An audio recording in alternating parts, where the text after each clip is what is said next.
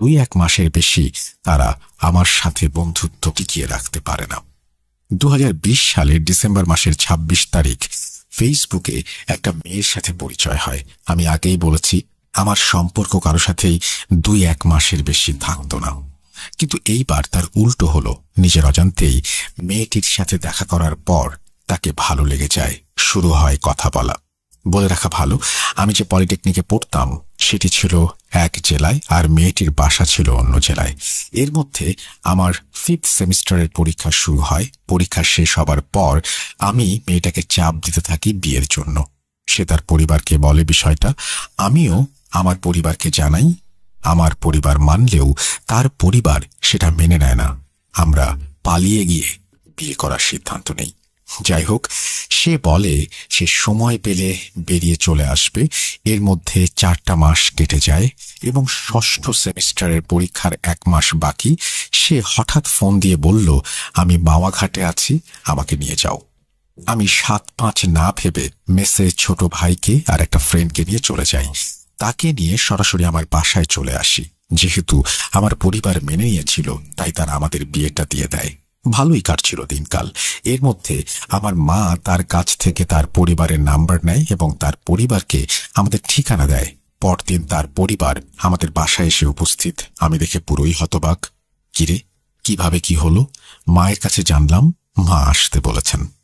তারা আমাদের উপরে খুব ক্ষিপ্ত, তাদের না জানিয়ে বিয়ে করার জন্য। অনেক জল্পনা কল্পনা শেষে যখন তারা মেয়েকে নিয়ে যাওয়ার জন্য রাজি করাতে পারল না, তখন তারা খাওয়া দাওয়া শেষ করে চলে যায়। 1 মাসের মতো বাসায় থাকার পর পরীক্ষার সময় হলে আমি কলেজে চলে আসি। এত কিছু কেন বললাম, যাতে আপনাদের বুঝতে একটু সুবিধা হয়। যাই হোক, আমি আসার কিছুদিন পর রমজান মাস শুরু হয়ে যায়। প্রথম রোজার দিন মা ফোন দিয়ে বলে তারা সব মেনে নিয়েছে। আমি ভাবি, যাক আলহামদুলিল্লাহ। বেশ ভালোভাবে তখন তারা যোগাযোগ করে আমার সাথে। 7ম রোজার দিন মা আবার ফোন দিয়ে বলে, তোর খালা শাশুড়ি আর তার ছেলে এসেছে, তোর বউকে নিয়ে যাবে। তোর পরীক্ষা শেষ হলে তোকে আর তোর বাবাকে গিয়ে নিয়ে আসতে বলেছে। আমি বলি, না, আমি বাসায় না যাওয়া পর্যন্ত কোথাও যাওয়া যাবে না। পরে সবার জোরাজোরিতে বলি, আচ্ছা ঠিক আছে, 7 দিনের জন্য, তারপর যেন নিয়ে আসে। তারা বিষয়টা মেনে নেয় এবং তাকে নিয়ে চলে যায়। ঘটনা মূলত এখান থেকেই শুরু। পরদিন তারা বাসায় ফিরে আমায় ফোন না দেওয়ায় আমি দুপুরে ফোন দেই, ঠিকঠাক বাসায় পৌঁছেছে কিনা সেটা বোঝার জন্য। ফোন দেওয়ার পর রীতিমতো আমি শকড হয়ে যাই। কথা বলছি, আমি আমার বউ আমাকে বলছে, তুই আমাকে ব্যবহার করেছিস, তুই আমাকে আর কোনো দিন ফোন দিবি না। আমি ভাবছি, এটা কে যে আমায় ছাড়া কিছু বুঝতো না? সে এগুলি কিভাবে বলতে পারলো, ভাবতে পারলো? ফোনের ওই পার থেকে আবার কথা আসলো। এবার তার মা বলছে, তোমায় আমি ছাড়বো না, তোমার জীবনটা আমি নষ্ট করে ছাড়বো। আমি ফোন কেটে দিয়ে বাসায় ফোন দিলাম। মা ফোন ধরেই কাঁদো কাঁদো গলায় বলছে, তোর বউ আমাকে খুব অপমান করেছে, আর তোর শাশুড়ি। আমি ভাবছি, কি হচ্ছে এগুলো? এর মধ্যে মা বলল তারা সোজা জানিয়ে দিয়েছে তারা আর এই বউকে বাসায় আসতে দেবে না। এগুলো শুনে আমার মাথা কাজ করছিল না। রাগে আমি আর কোনো কথা বলি না। এরপরে তারা আমাদেরকে যা পাঠাবে না মেয়েটিকে, সেটা আমরা বুঝতে পারি এবং আমি ফোন রেখে শুয়ে পড়ি। এগুলো নিয়ে তখন আমি তেমন কিছু ভাবিনি। তখন আমার মনে হয়নি যে তারা আমার সাথে খারাপ কিছু করবে। ঠিক সেই সময় কেউ যেন দরজায় টোকা দিল। আমি বললাম, দরজা খোলা আছে, কিন্তু তারপর আর কোনো আওয়াজ নেই।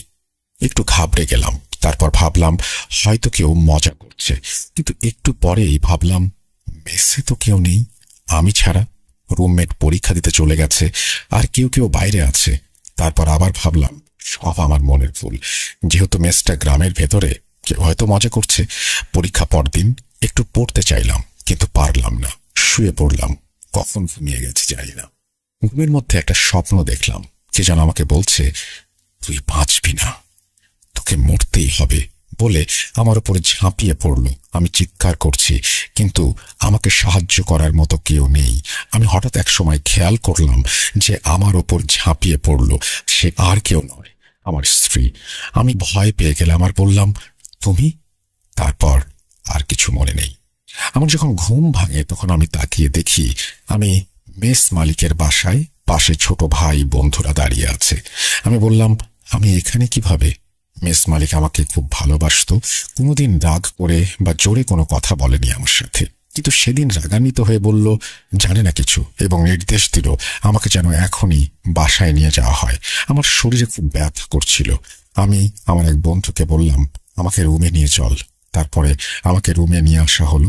আমি সবাইকে বাইরে যেতে বললাম, 2 জন ছাড়া। সেই 2 জন যারা মেয়েটাকে আনতে সাহায্য করেছিল, তারা যেভাবে বলেছিল সেভাবেই বলছি। আমার বন্ধু বলছে তোর বাসায় যে সমস্যা হয়েছে, তোর বউকে নিয়ে গেছে আন্টি, আমাদের 2 জনকে ফোন করে সেটা বলেছে। তোর রুমমেট যখন পরীক্ষা দিয়ে এসে রুমে তোকে পায় না, তখন আমাকে ফোন দেয়, কারণ সে জানতো তুই আমাদের সাথে যাসনি। তাছাড়া রুমের দরজা নাকি খোলা। আমরা মেসে আসার পরে সবাইকে বলি তোর বাসার সমস্যার কথা, তখন সবাই খুব মন খারাপ করে এবং ওরাও ভাবে যে তুই হয়তো মন খারাপ করে কোথাও গেছিস। ফোন দিয়েও তোকে পাচ্ছিলাম না। সবাই মিলে তোকে দোকানের আশেপাশে এবং বাগানে এই সমস্ত জায়গায় খুঁজি। তারপর 8টা বেজে গেল। তখন একটু চিন্তিত হলাম। আমরা মেসের মালিকের কাছে গিয়ে আমরা তাকে সবকিছু খুলে বলি। আমরা সবাই বেরিয়ে পড়ি তোকে খুঁজতে। শহরের দিকে যাচ্ছিলাম। বাগান দিয়ে হঠাৎ কেউ একজন বলে উঠল, ওইখানে কেউ একজন পড়ে আছে। গিয়ে দেখি তুই। সবাই দেখি তোর চোখ একদম লাল, তোর মুখ ফ্যাকাশে। তোকে মেস মালিকের বাসায় নিয়ে যাই। এই বলে আমার বন্ধু বলল, তুই যে পথে যাচ্ছিস সেখান থেকে ফিরে আয়। আমি অবাক হয়ে বললাম, কোন পথে? তখন সে বলল, তুই যে নেশা শুরু করেছিস এটা ভাবিনি, বাদ দে এসব। শুনে আমি অবাক হয়ে গেলাম। আমি ওদেরকে বোঝানোর চেষ্টা করলাম এবং সেই সময় আমি বুঝতে পারলাম যে মেস মালিক কেন আমার উপরে রেগেছিল। আমি খুব হতাশ হয়ে ভাবি, কি হলো এগুলো? তাহলে কি এটা স্বপ্ন ছিল? তারপর থেকে আমি বুঝতে পারছিলাম আমার সাথে সব সময় কে যেন থাকে, এমন কিছু ফিল করি। সেদিন রাতে ঘুমাতে পারিনি। পরের দিন পরীক্ষা দিয়ে আসার পর আমার খুব খারাপ লাগে। কিছু করার ছিল না। তারপর থেকে প্রতিদিন দুপুরে কেমন করে যেন ঘুমিয়ে যেতাম। সেই স্বপ্ন আর সেই ঘটনা ফিরে ফিরে আসতো। মূলত সবাই রেগে গিয়েছিল আমার প্রতি। কারোর সাথে কথা বলতাম না। 2টি পরীক্ষাও দেইনি। সবাই ভাবে আমি নেশা করছি। এক পর্যায়ে মেস মালিক আমার বাসায় খবর দেয়। বাসা থেকে বাবা মা এসে সবটা শুনে আমায় বুঝিয়ে রেখে আসবে, কিন্তু মেস মালিক বলে আমি এমন ছেলেকে মেসে রাখবো না। সে নেশা করে, আমার মেসের নাম খারাপ হবে। মা বাবা অনেক চেষ্টা করে অন্য মেসে রাখার জন্য, কিন্তু কেউ রাখতে চায় না। কারণ কলেজ সহ পুরো এলাকায় সবাই জানতো আমি নেশা করা শুরু করেছি। বাবা সব আশা ছেড়ে দিয়ে আমাকে বাসায় নিয়ে আসলো। আমি বাসায় সবটা বললাম। আমার সাথে এমন হয় তারা কেউ বিশ্বাস করে না। আমার কথা তারা কেউ আমলে নেয় না। তারা সবাই ধরে নেয় আমি নেশা শুরু করেছি। কি একটা অবস্থা! বিশ্বাস করবেন না, আমি নিজেকে অসহায় ভাবতে শুরু করি। বাসায় আসার পর 4 দিন কিছু হয়নি। 5 দিনের দিন রাতে আমি ফোন চাপছিলাম। মনে হলো জানলা দিয়ে কিছু একটা ঢুকলো। আমি তেমন কিছু না ভেবে জানালা হালকা খোলা ছিল, বন্ধ করে দিলাম। এর কিছুক্ষণ পর মনে হলো কোনো একটা মেয়ে আমার টেবিলের পাশে দাঁড়িয়ে কাঁদছে। আমি প্রচন্ড রকমের ভয় পাই। রুমের আলো জ্বালিয়ে যেটা দেখতে পাই সেটা দেখার জন্য আমি প্রস্তুত ছিলাম না। আমি দেখলাম আমার স্ত্রী দাঁড়িয়ে কাঁদছে। ভয়ে আমি শীতল হয়ে যাই। কি বলবো, কাকে ডাকবো কিছুই বুঝতে পারছি না। আমার মুখ দিয়ে কোনো কথা বের হচ্ছে না। কান্না থামিয়ে হাসি শুরু করলো মেয়েটি। বলল, তুই মরবি। আমি কি করব ভাবতে পারছিলাম না। হঠাৎ করে মায়ের ডাক শুনে শান্তি এলো মনে। তাকিয়ে দেখি সে নেই।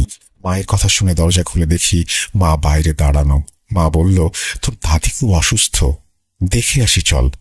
আমি বললাম, বাবা যাবে না? মা বলল, তোর বাবা আগেই গেছে। আমি ফোনের দিকে তাকিয়ে দেখি 11:49 মতো বাজে। কিছু না ভেবে মায়ের সাথে চলে গেলাম। দেখলাম মা দাদি বাড়ি না গিয়ে রাস্তা দিয়ে হেঁটে পুকুরের দিকে যাচ্ছে। বলে রাখা ভালো, আমাদের এদিকে আবাদি জমি নেই বললেই চলে, সব পুকুর। আমি মাকে ডাকতে ডাকতে পেছনে পেছনে যাচ্ছি। হঠাৎ মা আমাদের বাড়ির পাশে বাঁশ ঝাড়ে এসে থেমে বলে, দাদিকে দেখবি? বলে একটা বিকট হাসি দেয়। আমি মায়ের এমন আচরণ দেখে বললাম, তোমার কি হয়েছে মা, এমন করছো কেন? তখন মা বলছে, তোকে তোর বউয়ের কাছে রেখে যাচ্ছি বলে আবার হাসতে শুরু করে। আমি ভয়ে ভয়ে মায়ের দিকে তাকিয়ে দেখি কি ভয়ঙ্কর সেই চেহারা। ওটা আমার মা না, আমার দাদি। একটু পিছনে এসে দেখি আমার শাশুড়ি। আমি আমার মাথায় হাত দিয়ে সেখানে বসে পড়ি। কিছুক্ষণ পর খেয়াল করলাম পাশে কেউ নেই। বাসার দিকে যাওয়ার জন্য চেষ্টা করছি, কিন্তু এর মধ্যে ঘটল আর এক ঘটনা। একটা মানুষ বাঁশের ওপর বসে আমার নাম ধরে ডাকছে। আমি আবার ভয়ে শিউরে উঠলাম। অবয়বটিকে দেখতে এমন ছিল 10 থেকে 12 ফুট উচ্চতার একটা মহিলা। চুলগুলো লম্বা, মাটিতে ঝুলে আছে এবং অনেকখানি বাঁশের সাথে পেঁচিয়ে আছে। আমি নিজেকে ধরে রাখতে পারলাম না, জ্ঞান হারিয়ে ফেললাম। জ্ঞান ফিরলে আমি আমার রুমে নিজেকে আবিষ্কার করি। আমি সবাইকে বলি কি হয়েছিল আমার সাথে। আমার সাথে ঘটা সব ঘটনা সবাই শোনে, বলে বউয়ের জন্য আমি পাগল হয়ে গেছি, আবল তাবল কথা বলছি। কিন্তু মা তো মা, আমার কথাটা সে বিশ্বাস করে। বাবাকে বলে, বাবা অনেক রেগে যায় আর গালাগালি করে। মা বাবাকে বলে, শোনো, ওর কথা বিশ্বাস করো। না করে কি করবে? গেটে তালা চাবি লাগিয়ে তোমার কাছেই রাখো। ও ইচ্ছে হলে যে বাইরে যাবে তার আর উপায় থাকবে না। আর 2 দিন পর জ্ঞান ফিরল। বাবা সেটাও কেন যেন বিশ্বাস করতে চাইছিল না। সেদিন থেকে আমার খুব জ্বর আসে। 1 সপ্তাহ পার হলেও জ্বর ভালো হয় না। আমি কিছু খেতে পারতাম না, বমি হয়ে যেত। তখন আমার ওজন অনেক কমে যায়, আমি একদম রোগা হয়ে যাই। আমার ওজন ছিল 68 কেজি, সেই ওজন 53 কেজি হয়ে যায়। শরীরে হাড় ছাড়া কিছু ছিল না। মা এগুলো দেখে সহ্য করতে না পেরে আমার এক চাচা কবিরাজ ছিল, তার কাছে নিয়ে যায় চিকিৎসার জন্য।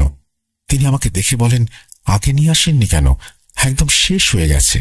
আমাকে 2 দিন সময় দিন, কি হয়েছে জানাবো। আমরা বাসায় চলে আসি। সেদিন রাত থেকে কি কি ঘটেছে আমার মনে নেই। চলেন আমার মা যেভাবে বলেছে সেভাবেই শুনি। সেদিন যখন তোর চাচার কাছে নিয়ে আসি, রাতে তোর বাবা বাজার থেকে এসে তোকে দেখতে যায় তোর রুমে। তখন তুই নাকি তোর বাবাকে অনেক খারাপ ভাষায় গালাগালি করেছিস। তোর বাবা তোকে একটা থাপ্পড় মেরে রুম থেকে আসতে যাবে, তখন তুই নাকি মোটা গলায় বলেছিস, মারলি তো, মরবো তো, আমি এমনিই মরবো।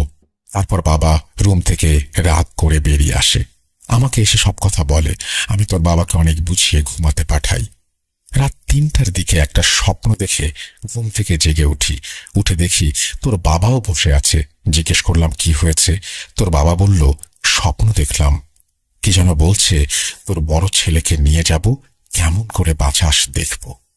আমি হতাশ হয়ে তোর বাবাকে বললাম, আমিও এই স্বপ্নটাই দেখেছি। তখন তোর বাবা বলে, তোমরাও ঠিক ছিলে, খালুর চাচার কাছে যাব।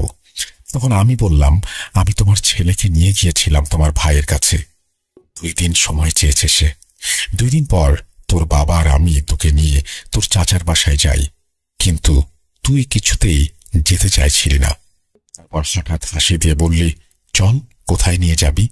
কেউ কিছু করতে পারবে না, আমি মরবই। তারপর তোর চাচার বাসায় যাই। তোর চাচা যেটা বলে সেটা শোনার জন্য আমরা মোটেও প্রস্তুত ছিলাম না। তোর চাচা বলে তোকে নাকি কালো জাদু করা হয়েছে, কিন্তু কে করেছে, কিভাবে করেছে সেটা সে বলতে পারবে না, আর সে কিছু করতেও পারবে না, কারণ সে যা জানে তা দিয়ে পেরে ওঠা সম্ভব না। তোর বাবা হতাশ হয়ে বলে, তাহলে কি কোনো উপায় নেই? তখন তোর চাচা বলল, সে একজন কবিরাজকে চেনে, তিনি অনেক বড় বড় কাজের সমাধান করেছেন। এই কথা বলার পর দেখি তুই পাশের রুম থেকে হাসছিস আর বলছিস, চল, কোথায় নিয়ে যাবি। এর মধ্যে তোর চাচার গলা চেপে ধরেছিস তুই। তোর চাচা কি যেন দিয়ে তোর মাথায় আঘাত করতেই তুই একদম থেমে গেলি। আমরা আর দেরি না করে তোকে নিয়ে সেই কবিরাজের বাসায় চলে যাই। কবিরাজ বলে, আমি এগুলো বাদ দিয়ে দিয়েছি, করি না। কিন্তু তোর চাচাকে দেখে আর তোর দাদার নাম বলার সাথে সাথে বলে, আমার বন্ধুর নাতি যখন বিপদে পড়েছে, সাহায্য তো করতেই হবে। তখন তোর চাচা সব খুলে বলে, আর বলে তোর জিন বলেছে যে ওর সাথে কালো জাদু করা হয়েছে, কিন্তু এর বেশি আর কিছু জানতে পারেনি। তখন কবিরাজ বলল, একটু বসো তোমরা, আমি আসছি। 10-15 মিনিট পর কবিরাজ এসে বলল, তোমার ছেলে একটা মেয়েকে বিয়ে করেছে। আমি বললাম, হ্যাঁ, কিন্তু ডিভোর্সও হয়ে গেছে, আর ওরা ডিভোর্স লেটার পাঠিয়ে দিয়েছে। মা আমায় বলেছে তোর কিছু মনে নেই, তোর ডিভোর্স পেপারের খবর তুই জানিসও না। মা আবার বলা শুরু করলো। কবিরাজ তখন বলল, হ্যাঁ, সব জানি আমি, ওর ওপর সত্যিই কালো জাদু করা হয়েছে, আর এটা করা হয়েছে অনেক খারাপ ভাবে। আমি তখন বললাম, কে করেছে এই কাজ বলবেন? কবিরাজ বললেন, এখনো জানতে পারিনি, তবে জেনে যাব। ওর ওপর কালো জাদু করা হয়েছে, তাতে দুটো খাসি বলি দিয়ে একটা খারাপ আর একটা শক্তিশালী জিনকে আহ্বান করা হয়েছে। ওকে মেরে ফেলার জন্য এসব করা হয়েছে, আর এতে ব্যবহার করা হয়েছে ওর মাথার চুল, শ্মশানের মাটি আর ওর ব্যবহৃত একটি জামা। এগুলো এক জায়গায় করে খাসির রক্ত দিয়ে 49টি তাবিজ পুঁতে দেয়া হয়েছে। তোমরা ওকে নিয়ে বাসায় যাও, আমি 6 তারিখ তোমাদের বাসায় যাব। আর 2টি তাবিজ দিয়ে বলে, এগুলোর মধ্যে একটা ওর হাতে বেঁধে দাও আর একটা দরজার সামনে রাখবে। তখন আমি বলি, ঠিক আছে, কিন্তু এই কাজ কে করেছে, আর আমার ছেলের চুল আর জামা কোথায় পেল তারা? তখন কবিরাজ বলে, সব 6 তারিখে জানতে পারবে। আমরা বাসায় চলে আসি, কিন্তু ভুল করে ফেলি একটা, সেটি হলো তাবিজ একটা হারিয়ে ফেলি। আর একটা তো কবিরাজ নিজেই তোর হাতে পরিয়ে দিয়েছিল, তাই ওটা তোর হাতেই ছিল। তোর চাচা বলে, ওর সাথে তো তাবিজ আছে, কিছু হবে না, আল্লাহ ভরসা। কবিরাজের বাসায় থাকতে তুই কোনো কথা বলিসনি। বাসায় আসার পর তোর চাচার কথা শুনে বিকট শব্দে হাসি দিয়ে গালি দিতে শুরু করলি। কিছু করতে পারবি না, যা যা তোরা যা, আমার কোনো সমস্যা নেই। ভাবছিলাম তাবিজ দেয়া আছে, তাই কোনো সমস্যা হবে না, কিন্তু দ্বিতীয় তাবিজের কথা মনেই ছিল না। সকালেও তুই স্বাভাবিকভাবে খাবার খেলি, কিন্তু কে জানে দুপুরে এত বড় ক্ষতি হয়ে যাবে। দুপুরে তোর রুমে গিয়ে দেখি বিষের গন্ধে রুমে ঢোকা যাচ্ছে না। তোকে বললাম, কি করছিস তুই? তুই মোটা গলায় বললি, বিষ খেয়েছি। খাবি? বলেছিলাম না, যাব বলে হাসতে শুরু করলি। আমি চিৎকার করায় সবাই এসে তোকে জোর করে হাসপাতালে নিয়ে যেতে চায়, কিন্তু কেউ পারছিল না। আল্লাহর অশেষ দয়ায় 25-30 জন লোক কাজ শেষ করে বাসায় ফিরছিল। তারা ধরাধরি করে তোকে নিয়ে যায় ডাক্তারের কাছে। যাওয়ার পর তোকে ওয়াশ করা হয়। তুই একদম সুস্থ হয়ে গিয়েছিলি, একাই বাসায় চলে এসেছিলি। কিন্তু পরদিন সকাল থেকে এমন ঝাঁকুনি শুরু হয়, আবার মেডিকেলে ভর্তি করা হয় তোকে। সবাই অনেক চিন্তায় পড়ে গিয়েছিল তোকে নিয়ে।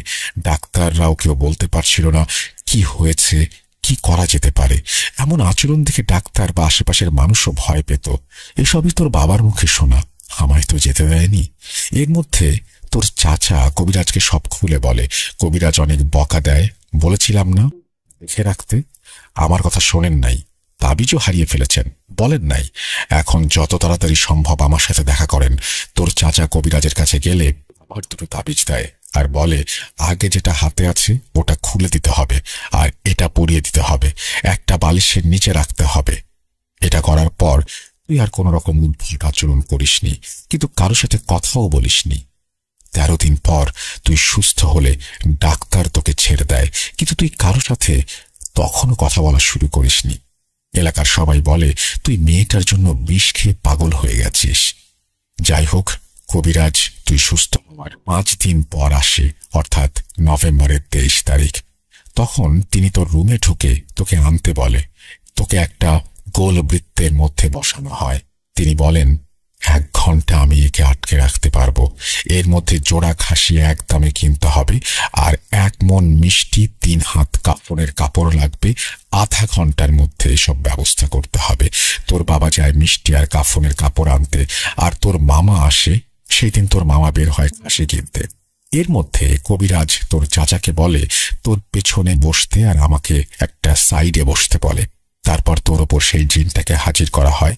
জিজ্ঞেস করে তুই এই ছেলেকে ছেড়ে যেতে চাস কিনা, কেন এর ক্ষতি করছিস? তখন মেয়েলি কণ্ঠে তুই বললি, আমার কাজ শেষ না হওয়া পর্যন্ত আমি যাব না। তখন কবিরাজ বলে, তুই যাবিও এবং সব বলবিও। এই বলে ব্যাগ থেকে জমজম কূপের পানি বের করে কি যেন পড়ে ছিটিয়ে দেয়। তখন তুই বললি, বেশিক্ষণ আটকে রাখতে পারবি না আমাকে, আমি বের হলে কি হবে জানিস তো? তখন কবিরাজ আবার পানি ছিটিয়ে দেয়, বলে, বের হতো, আমি জানি তোকে কে পাঠিয়েছে, কিন্তু আমি তোর মুখ থেকে শুনবো। কিন্তু কবিরাজ কোনোভাবেই বলাতে পারছিল না। এর মধ্যে তোর মামা আর বাবা এসে পড়ে। 40 মিনিট লেগেছিল তাদের এগুলো জোগাড় করে নিয়ে আসতে। কবিরাজ সাথে সাথে তোর চাচাকে ইশারা করে। তোর চাচা তোর বাবার কাছ থেকে কাফনের কাপড় নিয়ে কিছু অংশ কেটে তোর চোখে বেঁধে দেয়, আর খাসিটা তোর সামনে রেখে দেয়। বাকি কাফনের অংশে তোর নাম আর কি যেন লেখে এবং খাসির ওপর দিয়ে দেয়। তারপর সাথে সাথে তুই একদম ছোটাছুটি শুরু করে দিস। এর মধ্যে তোর চাচা এক কোপে কাফনে জড়ানো খাসির গলা কেটে দেয়। তুই হাসতে হাসতে টলে পড়ে যাস। কবিরাজ সাথে সাথে তোকে তুলে বৃত্তের মধ্যে বসায়, তোকে তোর রুমে রেখে আসতে বলে। তিনি বলেন আর কোনো সমস্যা হবে না, ওকে নিয়ে যান। ওই জিন এখন বৃত্তের মধ্যে, এই খাসিটির ভেতর ওকে বন্দি করা হয়েছে, কোনো সমস্যা নেই। তোকে রুমে রেখে আসার পর দেখলাম কবিরাজ বোতলের মুখ আটকে বলল, জিনটিকে এখানে বন্দি করা হয়েছে, তোমরা মুক্ত, তোমাদের ছেলের সাথে আর কোনো সমস্যা হবে না। কি ভাবছেন ঘটনা এখানে শেষ? না, আর একটু বাকি আছে। মা আবার বলছে। তখন আমি কে এটা জানতে চাইলাম কবিরাজের কাছে। কবিরাজ বলেন, বলবো কি করেছে এই কাজ। তার আগে রুমের আলোগুলো বন্ধ করেন। কেউ এই রুমে প্রবেশ করলে সবাই সালাম দেবেন। তারপর 5 মিনিট পর তাকে জিজ্ঞেস করবেন কে এই কাজ করেছে। কবিরাজ কি যেন সব পড়লেন আর আলো বন্ধ করতে বললেন। আলো বন্ধ করার কিছু সময় পর সাদা জুব্বা পরা একজন লোক রুমে প্রবেশ করলো। আমরা সবাই তাকে সালাম দিলাম। তিনি মিষ্টি ভাষায় সালামের উত্তর দিলেন। তারপর 5 মিনিট পর তোর বাবা জিজ্ঞেস করলো, আমার ছেলের সাথে এমন কাজ কে করেছে? তিনি বললেন, তোর ছেলের শাশুড়ি। শুনে আমরা সবাই হতবাক হয়ে গেলাম, মানুষ এতটা নিষ্ঠুর। তোর বাবা আবার জিজ্ঞেস করলো, তাহলে চুল আর জামা কোথায় পেল তারা? তখন তিনি বললেন, তোরা মেয়েটাকে ভুল বুঝিস না, আর মেয়েটি তোর ছেলের মতোই কালো জাদুতে আসক্ত হয়ে গেছে। তার মা তাকে পুরো নিজের বশে নিয়ে এসেছে। মেয়েটি সত্যিই তোর ছেলেকে ভালোবাসত। তোর ছেলের জামা আর চুল ওই মেয়েটি নিয়ে গিয়েছিল, আর অনেক কিছুই মেয়েটির কাছে ছিল, তার মা সব ফেলে দিয়েছে। এগুলো থাকার কারণে কাজটি খুব সহজে করাও গিয়েছে। ছেলের কাছেও মেয়েটির চুল আছে, ছেলের মানি ব্যাগে। জিনটি তোর ছেলেকে মারার জন্য ওই মেয়ের রূপ নিয়ে আসত। লোকটি নিমিষেই এসব কথা বলে হারিয়ে যায়। তখন কবিরাজ বলে, ওটা একটা জিন ছিল যেটা কবিরাজের সাথে থাকে। এগুলো শোনার পর সবাই একদম চুপ হয়ে যায়, কেউ কোনো কথা বলে না। কবিরাজ তার কাজ শেষ করে তাকে একটা তাবিজ দেয়, আর 2 মাস গরুর মাংস খেতে বারণ করে। তাকে হাদিয়া দিতে গেলে মুচকি হাসি দিয়ে বলে, লাগবে না, আমি কাজটা করতাম না, বাদ দিয়ে দিয়েছিলাম। সেগুলো কিন্তু আমার বন্ধুর নাতি, এই জন্যই করেছি। এই বলে কবিরাজ চলে যায় আর তোকে দেখে রাখতে বলে। মায়ের মুখ থেকে এগুলো শুনে আমি ভাবি, আমায় পছন্দ ছিল না, ভালো কথা, কিন্তু এগুলো করে আমাদের বিচ্ছেদ ঘটানোর খুবই কি দরকার ছিল? এগুলোর তো কোনো প্রমাণ থাকে না, তাই কোনো রকম অভিযোগও কারো কাছে করা যায় না। আমার বাবা ক্ষিপ্ত হয়ে তাদের উপর কালো জাদু করতে চেয়েছিলেন, কিন্তু মা বলেন, কি দরকার, যেটা ওরা করেছে আমরাও যদি তাই করি, আমার ছেলে তো বেঁচেই গিয়েছে। এটা মহাপাপ, আল্লাহ আমাদের মাফ করুন। কেউ যদি পাপ করে থাকে তাকেও মাফ করুন। আসলে আমরা জেনে শুনে কেন পাপ করব? কালো জাদু কি জিনিস আমরা হাড়ে হাড়ে টের পেয়েছি। এই কাজ কেউ করবেন না, খুবই খারাপ কাজ। আমি এখনো অসুস্থ, আমার জন্য সবাই দোয়া করবেন। অসুস্থ অবস্থায় লিখলাম, সিলেক্ট হলে জানাবেন, আর লেখায় ভুল ত্রুটি হলে আমার সুন্দর দৃষ্টিতে দেখবেন। এই বলে তিনি তার ঘটনা শেষ করেছেন। ধন্যবাদ আপনাকে আপনার ঘটনার জন্য। আশা করছি আমাদের এই ঘটনাটি যারা শুনলেন তাদেরও ভালো লেগেছে। আমরা সরাসরি চলে যাব আমাদের পরবর্তী ঘটনায়। আশা করছি আমাদের সঙ্গেই থাকবেন।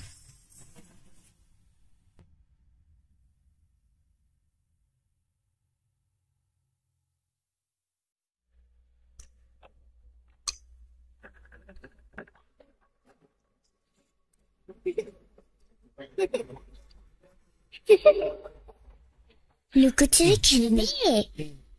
লুকোচুরি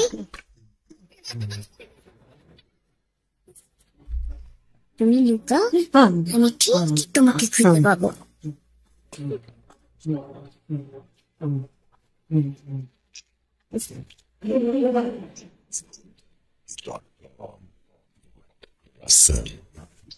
ওয়েলকাম ব্যাক। আপনাদের সবাইকে স্বাগত জানাচ্ছি, আমি রাসেল। আশা করছি আপনারা সবাই ভালো আছেন, ভালোর দলে আছেন। আমিও ভালো আছি, ভালোর দলে আছি। এবং এখন সরাসরি চলে যাব অডিও ক্লিপে। আশা করছি আপনারা প্রথম থেকে শেষ পর্যন্ত আমাদের সঙ্গেই থাকবেন। কোনো কথা না বলে চলুন সরাসরি চলে যাই ঘটনায়। আসসালামু আলাইকুম। আমি পোল্যান্ড থেকে সাবরিনা বলছি। আমি আসলে ভূত এফএম, ভূত.com দুটারই ভীষণ ফ্যান। আমার প্রতিদিন একটা এপিসোড হলেও ভূত.com এর আমার শুনতে হয়। বিশেষ করে আমি রান্না করার টাইমে তো ভূত.com একটা কমন জিনিস, যেটা চলবে আর আমি রান্না করব। তো আর অবশ্যই অবশ্যই অরিজিনাল যে পেজটা আছে সেটাই সাবস্ক্রাইব করা, সেটা থেকেই শুনি। যদিও সময়ের একটা পার্থক্যের কারণে আমি লাইভ শো গুলো শুনতে পারি না, তো পরে রেকর্ডেড যে শো গুলো থাকে সেগুলো আসলে শুনতে হয়। যাই হোক, আমার সাথে আল্লাহর রহমতে কখনো কোনো কিছু আমি ফেস করিনি, আমি কখনো কোনো ঘটনা এরকম ঘটে নাই, বা আমি প্রত্যক্ষদর্শী এরকম ভাবে না। তবে আমি আজকে যে ঘটনাটা শেয়ার করব সেটা আমার বোনের ছেলের সাথে ঘটা। ওর নাম ইক্তিদার। তো ও আরো ছোটবেলার ঘটনা আর কি। আমি আসলে জানি না ঘটনাটা ভয়ের কিনা বা হরর দিক থেকে ভয়ঙ্কর কিনা।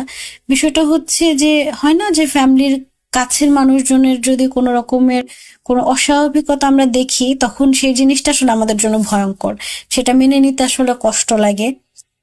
আর যেহেতু একটা ছোট বাচ্চার সাথে এরকম একটা ঘটনা ঘটছে, তো যাই হোক, কথা না বাড়াই আমি ঘটনায় যাই। ঘটনাটা হচ্ছে, আমরা প্ল্যান করি যে আমরা সাজেক যাব ঘুরতে।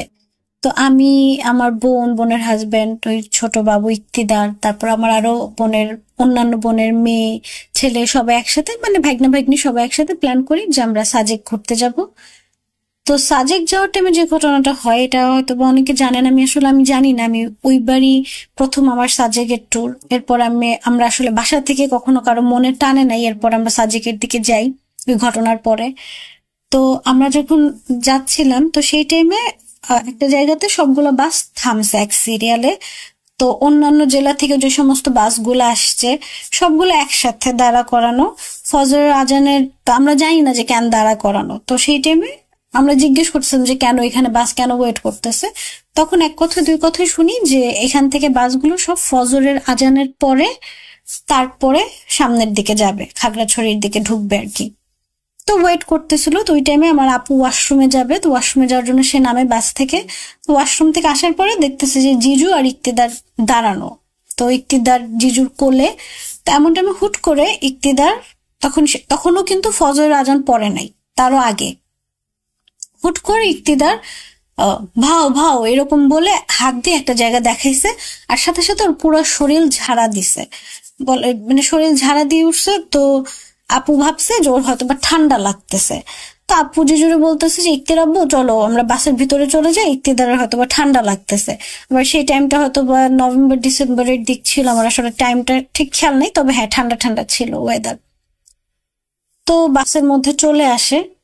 তো ছোট মানুষ, আমরা আসলে বুঝি নাই যে ও আসলে কিছু দেখে ভয় পাইছে বা কিছু, আমরা জানি না। তো আমরা ওই টাইম পর্যন্ত আমরা কিছুই জানি না। এটা হচ্ছে জিজু আর সীমা অপুর সামনে এই ঘটনাটা, মানে আমার আপুর সামনে এই ঘটনাটা ঘটছে। তো তারা বাসে চলে আসে। তো বাস ফজর আজানের পরে রওনা হয়ে আমরা খাগড়াছড়িতে নামি। খাগড়াছড়িতে নামার পর যেটা হয়, আমরা নেমে একটা খাবার হোটেলে ঢুকি। ঢোকার সাথে সাথে হয় কি, ইক্তিদার একদম মানে হুট করে ও খিচনি দেওয়া শুরু করে। ঠিক আছে, ফার্স্টে হয় ওর শরীর হাত পা একদম ছেড়ে দিছে, এরকম হাত পা ছেড়ে দিছে। তো এই অবস্থাতে আপু ওরে কোলে নেওয়া, তো দেখতেছে যে ও খিচনি দিচ্ছে, মানে এটা আমাদের চোখের সামনে দেখা, যে ওই এরকম ভাবে খিচনি দিচ্ছে। ওর হাত পা আমি দেখতেছি যে সোজা হয়ে গেছে, ওর মুখ দিয়ে লিটারালি ফেনা বের হওয়া শুরু করছে। আল্লাহ মাফ করুক। মানে এত ভয়ঙ্কর ছিল এই দৃশ্যটা, আমাদের জন্য এত কষ্টদায়ক ছিল যে একটা ছোট বাচ্চা, ওর এরকম একটা সিন আমরা দেখতেছি ওই টাইমটাতে। আমরা তো ভয়ে শেষ, আল্লাহ আল্লাহ করতেছি, সূরা পড়তেছি, ফু দিচ্ছি, কি করবো আমরা ওই টাইমে। ওইখানে আমরা ফার্স্ট টাইম গেছি, আমরা জানিও না হসপিটাল কোন দিকে, কিচ্ছু বুঝতেছি না, মানুষজন একদম জড়ো হয়ে গেছে। এই অবস্থায় জিজু কি করলো, ওরে জ্যাকেট দিয়ে জাস্ট ধরে টাইট করে ঠান্ডার মধ্যে দৌড় দিছে বাইরের দিকে, যে ওরে হসপিটালের দিকে নিয়ে যাবে। তো ওই টাইমে একটা অটোওয়ালা তারে বলতেছে যে কোথায় যাবেন, তো বলতেছে যে হসপিটালে, যে আমার বাচ্চার অবস্থা ভালো না। তো অটোওয়ালা, আল্লাহ ওনার ভালো করুক, ওই ভদ্রলোক, উনি বলতেছে যে আমার অটোতে উঠেন, আমি আপনারে নিয়ে যাই। তো উনি হসপিটালে নিয়ে যায়। হসপিটালে নেওয়ার সাথে সাথে বাবুরে সাপোজিটার দেওয়া হয়, অক্সিজেন লাগানো হয়, ওর জ্বর একদম মাথায় উঠে গেছে এরকম অবস্থা। তো আফটার 3 or 4 hours বাবু একটু স্বাভাবিক হয়েছে। তো স্বাভাবিক হয়েছে, এদিক দিয়ে বিকেল হয়ে গেছে। তো আমরা তো আর তখন ব্যাকও করতে পারতেছি না। তো আমরা প্ল্যান করি যে পরের দিন সকালে আমরা ঢাকায় রওনা দিব, আমরা আর সাজেকের দিকে যাব না, খাগড়াছড়ি থেকে আমরা বাসার দিকে ব্যাক করব। তো বাবুকে নিয়ে আসছে হসপিটাল থেকে হোটেলে। তো তখন বাবু একদম নর্মাল, মানে সকালে যেরকম একটা কিছু, হ্যাঁ ওর শরীর দুর্বল বোঝা যাচ্ছে, বাট ও এমনি নর্মাল, খেলতেছে খাইতেছে, আল্লাহর রহমতে সবকিছু স্বাভাবিক। তোর সকালে রাত্রে থেকে ওর আবার জ্বর ওঠা শুরু হয়েছে, সকালে ওর জ্বর, ভীষণ জ্বর। সেই অবস্থাতেই আমরা ঢাকায় রওনা দিই, ঢাকায় চলে আসি। ঢাকায় আসার পরে যেটা হয় যে বাবু খালি ভয় পায়, ওর জ্বর থাকে, ও অসুস্থ থাকে আর ভয় পায়, আর এরকম হাত দিয়ে দিয়ে দেখায় যে ভাও ভাও ভাও এরকম করে, চিৎকার করে। তো আমরা বুঝতেছিলাম না, ডাক্তার দেখাইছে, ডাক্তার বলছে ওর অতিরিক্ত জ্বরের কারণে এরকম করতেছে। তো এটা আসলে সাইন্টিফিক ব্যাখ্যায় ডাক্তার বলছে যে ও জ্বর মাথায় উঠে গেছিল, এর জন্য এরকম খিঁচনি হয়েছে, বা ওইদিকে অক্সিজেন লেভেল কম, বাচ্চার সমস্যা হয়েছে, এটা সাইন্টিফিক ব্যাখ্যা। তো তারপর ওর ভয় পাওয়া কমে না, ওর অসুস্থতা কমে না, এত ডাক্তার এত মেডিসিন কোনো কিছুতেই কাজ হচ্ছে না, ও ভয় পাচ্ছে। ভয় পাইলে ওর এরকম জ্বর আসে। তো ওরা তখন গাজীপুর থাকে, তো গাজীপুর থেকে ওরা আবার ঢাকায় নিয়ে আসছে আমাদের বাসায়। বাসায় আসার পরে আমাদের যে মসজিদের যে ইমাম সাহেব, তাকে ভাইয়া বলে যে আপনি একটু আসবেন হুজুর, ওরে একটু ঝেড়ে দেওয়ার জন্য বা দেখার জন্য যে কি হয়েছে। তো ইমাম সাহেব নিচে বসা আমাদের ড্রয়িং রুমে, আর উপরে বেডরুমে ইক্তিদার খেলতেছিল। তো ইক্তিদারকে উপর থেকে নিচে নিয়ে আসতেছে। তো ও জাস্ট সিঁড়ির এক সাইড থেকে ইমাম সাহেবকে দেখছে, দেখে ও চিৎকার শুরু করছে।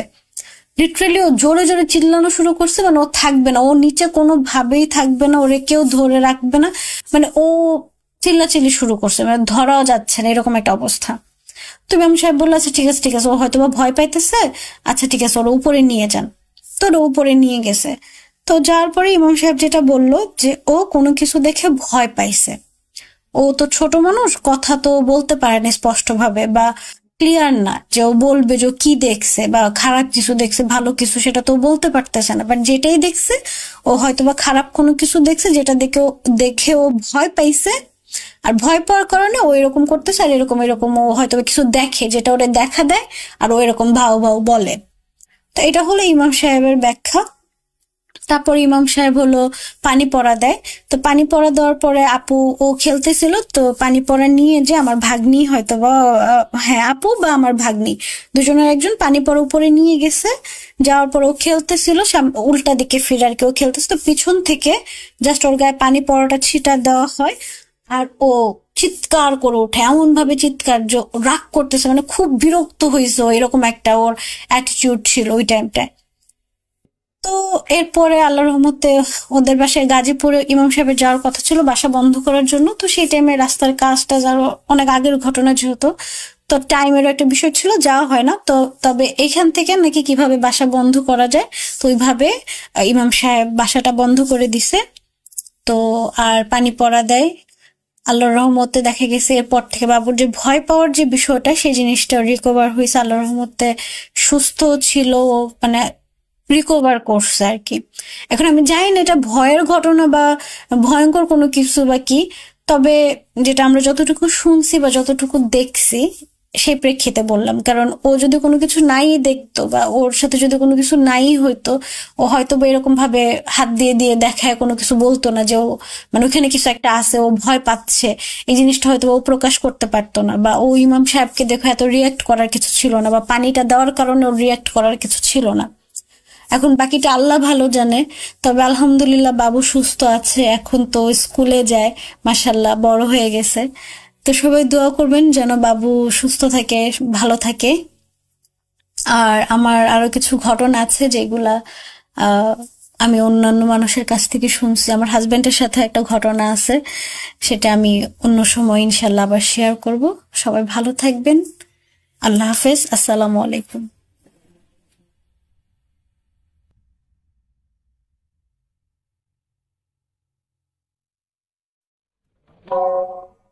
আবারও রাতের আধারে ভয়ের রাজ্য পুরে ফিরেছি সেই পুরনো সুরে। বিশ্বাস করা বা না করা আপনার ব্যাপার। Music. Salar. com. The fear returns with Russell. Welcome back. আপনাদের সবাইকে স্বাগত জানাচ্ছি আমি রাসেল। আশা করছি আপনারা সবাই ভালো আছেন আর ভালোর দলে আছেন। আমি পরবর্তী ঘটনায় যাচ্ছি কথা না বাড়িয়ে, এবং যেভাবে লেখা আছে সেভাবেই শুরু করছি। আসসালামু আলাইকুম রাসেল ভাই ও প্রিয় লিসেনার, আশা করি আপনারা সবাই ভালো আছেন। আমি মোহাম্মদ শাহাদাত খান। আমার বাড়ি সিরাজগঞ্জ জেলার কামারখন্দ থানার ছোট ধোপাকান্দি গ্রামে। আজকে আমি যে ঘটনাটি শেয়ার করব সেই ঘটনাটি আমি আমার নানার কাছ থেকে শুনেছি, এবং আমার নানা শুনেছে তার দাদার কাছ থেকে। লেখায় ভুল ত্রুটি হলে ক্ষমা সুন্দর দৃষ্টিতে দেখবেন। বেশি কথা না বলে ঘটনায় চলে যাওয়া যাক। ঘটনাটি ঘটে 1907 কি 8 সালে। ঘটনাটি যার সাথে ঘটে তার নাম মোতালেব। মোতালেবের দাদা ছিলেন একজন কবিরাজ। তার নাম ছিল বন্দি মিয়া। এই বন্দি মিয়া কাজগুলো করে থাকত 1600 জিনের সাহায্যে। মোতালেব ছিল অনেক সাহসী, তাই সে 1600 জিনের সর্দারকে হাজির করা শিখতে জিদ ধরে। বন্দি মিয়া মানা করে এবং বলে, তোর বয়স হয়নি, তোকে শেখানো যাবে না, তুই ভয় পাবি। কিন্তু মোতালেব তা শুনতে নারাজ। তাই বন্দি মিয়া বাধ্য হয়ে মোতালেবের বাবাকে বলে, তোমার ছেলে তো বায়না ধরেছে 1600 জিনের সর্দারকে হাজির করা শিখবে, তুমি কি বলো? মোতালেবের বাবা বলে, ছেলের তো অনেক সাহস, শিখতে চাইছে, শেখাও। তুমিই তো কাজ করাও, সবকিছু শিখিয়ে যাও, কাজকর্ম করে খেতে পারবে। দাদা বলে, তুমি যখন বলছো তাহলে আমি শেখাবো। এরপর দাদা মোতালেবকে ডেকে পাঠায় এবং বলে, তাহলে তুই শিখবি, ভয় করা যাবে না, কিন্তু ভয় করলে তুই মারা যাবি। মোতালেব বলে, ভয় পাও কেন, তুমি শেখাও। দাদা বলে, এটা তো একদিনে শেখানো যাবে না, 7 দিনে শেখাতে হবে। মোতালেব বলে, আচ্ছা ঠিক আছে।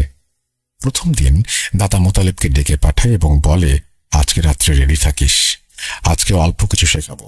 মোতালেব সারাদিন কাজকর্ম করে দাদার কাছে যায় এবং বলে, কি শেখাবা শেখাও। দাদা তাকে একটা দোয়া শেখায় এবং বলে, পাশে যে ময়না বাড়ির ভিটে আছে ওইখানে গিয়ে এই দোয়াটা পড়তে হবে এবং একটা গোল বৃত্ত আঁকতে হবে। বৃত্তের ভেতরে জায়নামাজ পেরে জায়নামাজের ওপর তসবিহ হাতে বসে পড়তে হবে এবং দোয়াটা পড়তে হবে এবং কোনো ভয় পাওয়া যাবে না। মোতালেব দাদার কথা মতো রাত 1টার দিকে সেখানে যায় এবং দাদার শেখানো কাজগুলো করে। কিছুক্ষণ পর সে দেখতে পায় বৃত্তের চারপাশে অনেক পিঁপড়া ঘোরাঘুরি করছে এবং এক পর্যায়ে তারা চলে যায়। ফজরের আজান হলে মোতালেব বাড়ি ফিরে আসে। দাদা সকালে এসে বলে, নাতি, রাতে কি দেখলা? মোতালেব বলে, অসংখ্য পিঁপড়া এবং মাজুল। দাদা বলে, ভয় পেয়েছ? মোতালেব বলে, না, পিঁপড়া দেখি কেউ ভয় পায়? দ্বিতীয় দিন দাদা মোতালেবকে আবার ডেকে পাঠায় এবং বলে, আজকে যাবে বাগিচা বাড়ি আর জঙ্গলে। তো মোতালেব আগের দিনের মতোই সেখানে যায় এবং কাজগুলো করে, এবং সে কিছুক্ষণ পর দেখতে পায় তার চারপাশে অসংখ্য সাপ। পিঁপড়াগুলোর মতোই সাপগুলো বৃত্তের চারপাশে ঘোরাফেরা করছে এবং তারা চলে যায়। ফজরের আজান হলে মোতালেব বাড়ি ফিরে আসে। তৃতীয় দিন দাদা মোতালেবকে পুনরায় বসতে বলেন। মোতালেব সেদিন যায় এবং অনেক ভাল্লুক ওই দিন তার বৃত্তের চারপাশে ঘোরাঘুরি করে। চতুর্থ দিন দাদা মোতালেবকে বলে, আজকে যেতে হবে মুগবেলাই কবরের পাশের ভিটায়। মোতালেব সেখানে যায় এবং বসে থাকে আর দেখতে পায় বড় বড় হাতি। হাতিগুলো ঘোরাঘুরি করে একটা সময় চলে যায়। পঞ্চম দিন দাদা মোতালেবকে বলে, আজকে যেতে হবে বসির তালুকদারের জঙ্গলে। মোতালেব সেখানে বসে। একটা সময় সে শুনতে পায় কিছু একটা তার দিকে আসছে। সে চোখ মেরে দেখতে পায় বড় বড় আকৃতির ঘোড়া তার দিকে দৌড়ে আসছে। ঘোড়াগুলো তার কাছে আসে এবং চারপাশে ঘোরাঘুরি করে। ষষ্ঠ দিন দাদা তাকে বলে, আজকে যেতে হবে কালীবাড়ি। আগের দিনের মতোই সে বৃত্তকে তার ভেতরে জায়নামাজ বিছিয়ে তসবিহ হাতে বসে থাকে এবং সে দেখতে পায় এটা প্রতিদিনের চেয়ে একটু ভিন্ন। চারপাশে মাটি ভেঙে যাচ্ছে এবং নদী হয়ে যাচ্ছে, আর একবার ভাঙলেই সে নদীতে পড়ে যাবে। তখনই ফজরের আজান দেয়। সে বাসায় চলে আসে। দাদা সকালে আসে এবং বলে, আজকে কি হলো? মোতালেব বলে, আজকে আমার চারপাশে মাটি ভেঙে নদী হয়ে গিয়েছিল, আর একবার ভাঙলেই আমি নদীতে পড়ে যেতাম। দাদা বলে, ভয় করেছে? মোতালেব বলে, ভয় করেনি, তবে ভয় না করার মতো অন্য। দাদা বলে, আর কিছু না, কালকে কিন্তু জিনের সর্দার আসবে এবং তোমাকে দেখা দিতে পারে, তুমি চোখ সরাবে না, দেখবে সে কি করে। তো সে এবার 7ম দিন ফকির বাড়ি জঙ্গলে যায় এবং রাত 1টার দিকে বৃত্ত এঁকে জায়নামাজ বিছিয়ে তসবিহ হাতে বসে থাকে। একসময় সে দেখতে পায় 4 বিহারের একটা পালকি তার দিকে এগিয়ে আসছে এবং তার সামনে এসে পালকিটা থেমে যায়। পালকির ভেতর থেকে কর্কশ কণ্ঠে ধমক দিয়ে কেউ একজন বলে, এই বেটা, প্রতিদিন ডাকছিস কেন? মোতালেব বলে, আমি উস্তাদি শেখার জন্য আপনাকে ডেকেছি। পালকির ভেতর থেকে বলে, ওস্তাদি শিখবি? মোতালেব বলে, জি। কিছুক্ষণ চুপ থেকে সে একটা ধমক দেয়, পুরো জঙ্গল কেঁপে ওঠে। মোতালেব চমকে ওঠে। পালকির ভেতর থেকে রাগী কণ্ঠে বলে, আমার ধমকই সহ্য করতে পারছিস না, আবার ওস্তাদি শিখতে চাস? এটা বলে সজোরে একটা থাপ্পড় দেয় মোতালেবের বাম গালে। বাম গালের চাপা ডান গালের সাথে এসে যেন লেগে যায়। মোতালেব জ্ঞান হারায়। সকালে দাদা আসে এবং মোতালেবের বাবাকে বলে, মোতালেব কই? মোতালেবের বাবা বলে, মোতালেব তো এখনো আসেনি। দাদা বলে, তাহলে ওকে নিয়ে আসতে ফকির বাড়ির জঙ্গলে যেতে হবে। পরে কয়েকজন মিলে সেখানে গিয়ে দেখে মোতালেব অচেতন অবস্থায় পড়ে আছে। তাকে বাড়িতে নিয়ে আসা হয়। জ্ঞান আসলে তাকে জিজ্ঞেস করা হয় কি হয়েছিল। মোতালেব ধীরে ধীরে বলতে শুরু করে রাতে কি হয়েছিল। সব শুনে দাদা বলে, আমার আর কিছু করার নেই, তোমার ছেলে আর 7 দিন বাঁচবে। এবং দাদার কথা মতো মোতালেব 7 দিন পরে মারা যায়। দাদা নাতি হারানোর বেদনায় 1600 জিনের সর্দারকে গ্রামের ভেতরে যাওয়ার রাস্তার পাশে গাব গাছে বন্দি করে। গ্রামের লোকজনকে বলে, শনিবার এবং মঙ্গলবার সাবধানে চলাচল করবে, এখানে 1600 জিনের সর্দার আছে। গ্রামের লোকজন বিশ্বাস করে না। এর মাঝ থেকে একজন বলে ওঠে, এখানে যদি সত্যি 1600 জিনের সর্দার থাকে তাহলে আমাদের দেখাতে হবে, তবেই আমরা বিশ্বাস করব। দাদা বলে, অমাবস্যা পূর্ণিমা রাতে দেখবা। তারপর অমাবস্যা পূর্ণিমা রাতে গ্রামবাসীকে নিয়ে গাব গাছের কাছে যায় এবং বলে, 1600 জিনের সর্দার দেখা দাও, গ্রামের লোকজন তোমাকে দেখতে চায়। তারপর গ্রামের লোকজন দেখতে পেল যে গাব গাছে 1 পা এবং পাশের তেঁতুল গাছে 1 পা দিয়ে বিশাল দেহের একজন মাথায় পাগড়ি পরে লাঠি হাতে দাঁড়িয়ে আছে এবং এর মাঝে আমার নানার দাদাও ছিলেন। এই ছিল ঘটনা রাসেল ভাই। ভালো লাগলে পড়ে শোনাবেন, সিলেক্টেড না হলেও কল করে জানাবেন। এইটা বলেই তিনি তার ঘটনা শেষ করেছেন। আশা করছি যে এই ঘটনাটি আপনাদের ভালো লেগেছে। যদি ভালো লাগে অবশ্যই আমাদেরকে জানাবেন, যদি ভালো না লাগে সেটাও আমাদেরকে জানাবেন। আমরা চলে যাব আমাদের পরবর্তী ঘটনায়।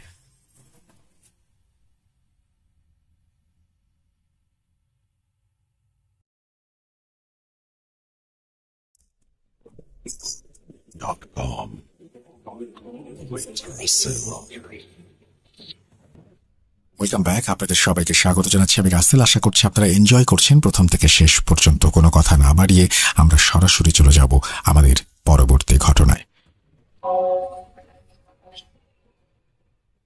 আসসালামু আলাইকুম রাসেল ভাই, আশা করি ভালো আছেন। আমি মোহাম্মদ মাহফুজুর রহমান, আমার বাসা কুষ্টিয়াতে। আমি পেশায় একজন মাদ্রাসার স্টুডেন্ট। তো আমি সরাসরি ঘটনায় চলে যাচ্ছি। ঘটনাটি আমার সঙ্গে ঘটে, জানি না ঘটনাটি কতটা ভয়ঙ্কর, তবে ঘটনাটি আমার সঙ্গে আমার নিজের জীবনে ঘটে যাওয়া একটি বাস্তব ঘটনা।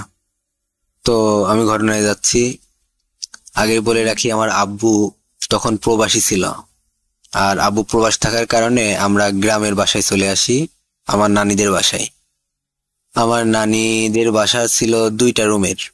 একটা রুমে আমার নানা নানি থাকতো, আর একটা রুম ছিল ফাঁকা। তো আমরা নানিদের বাসায় চলে আসার কারণে ফাঁকা রুমটাতে আমি আর আমার আম্মু থাকা শুরু করি। তো গ্রামেও আমার অনেক খেলাধুলার সঙ্গী হয়ে যায় এর মধ্যেই।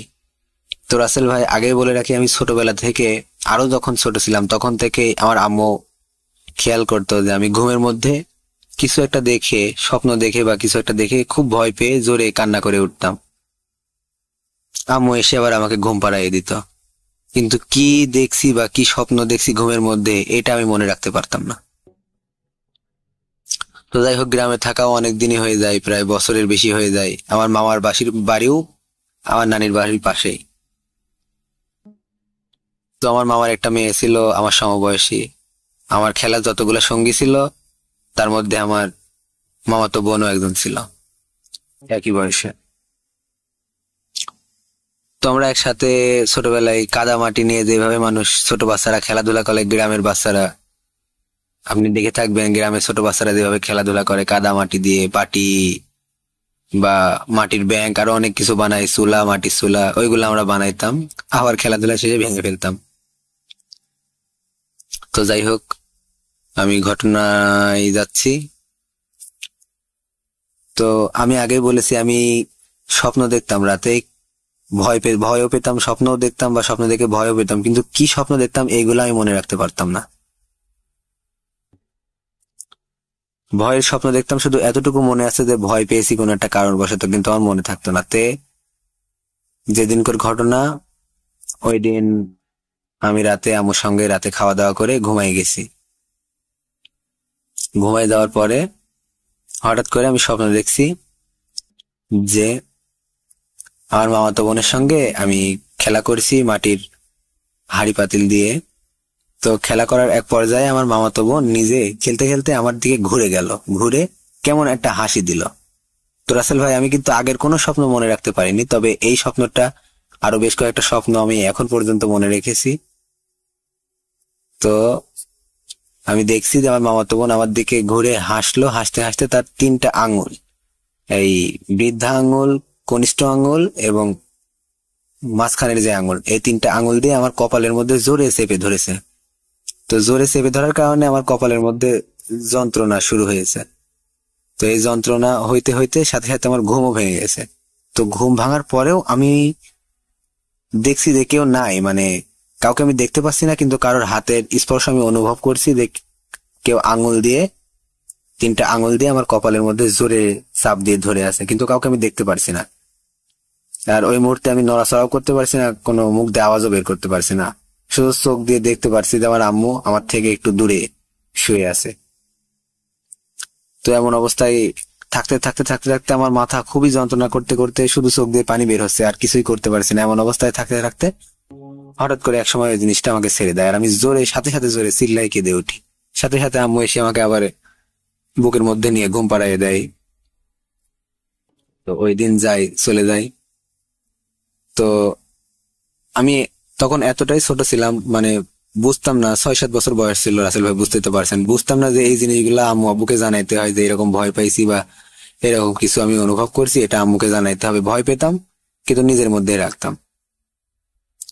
তো ছোটবেলা থেকে, শুধু এখন থেকে না, ছোটবেলা থেকে আমি, মানে দিনগুলো আমার খুব ভালোই যেত, কিন্তু রাত হলে আমার নিজের কাছে মনে হতো হয়তো কিছু একটা ঘটবে, কিছু একটা ঘটবে। খুব নার্ভাস ফিল করতাম নিজের কাছ থেকে। রাত্রি যেন আমি সহ্যই করতে পারতাম না, খুব খারাপ লাগতো আমার কাছে। তো রাসেল ভাই, এর মধ্যে আরো অনেক দিন কেটে যায়। আমি অমনি রাতে ঘুমের মধ্যে স্বপ্ন দেখি, কিন্তু কি স্বপ্ন দেখি বলতে পারি না, শুধু চিল্লাই কেঁদে উঠি। তো এর কারণে আম্মু অনেকবার অনেক হুজুরকে দিয়ে আমাকে ঝাড়াই দিছে, কিন্তু তেমন খুব একটা লাভ হয়নি। তো রাসেল ভাই, এমন অনেকদিন মাঝখানে কেটে যাওয়ার পরে আরেকদিন রাতে, সম্ভবত সেটা চাঁদ রাত ছিল, কোন একটা উৎসব ছিল, সম্ভবত চাঁদ রাতই হবে। তো পাশে মামা বাড়ি থাকার কারণে মামা মেয়ে বা আরো ছেলে পেলে ছিল, ওদের সঙ্গে খেলাধুলা করে এসে সন্ধ্যার পরে খেয়ে দিয়ে ঘুমাই গেছি। তো রাসেল ভাই, আপনি জানবেন কিন্তু যে গ্রামে সাধারণত খুব তাড়াতাড়ি ঘুমিয়ে যায় সবাই। আরো এটা যেহেতু অনেক আগের সময়ের কথা, তো বেশি মানুষ রাত জাগতো না। যারা ঈশার নামাজ পড়ে তারা নামাজ পড়ে ঘুমাইতো, আর যারা নামাজ পড়তো না তারা ঈশার আজান চলতো ওই অবস্থায় শুয়ে পড়তো। তো সম্ভবত কোন একটা উৎসবের রাতই হবে সেদিন। আনন্দ করছি, আনন্দ করে অমন খেয়ে দিয়ে রাতে শুয়ে পড়ছি। এই শুয়ে পড়ার পরে তো রাসেল ভাই আগে বলে রাখি যে আমার একটা পুতুল ছিল।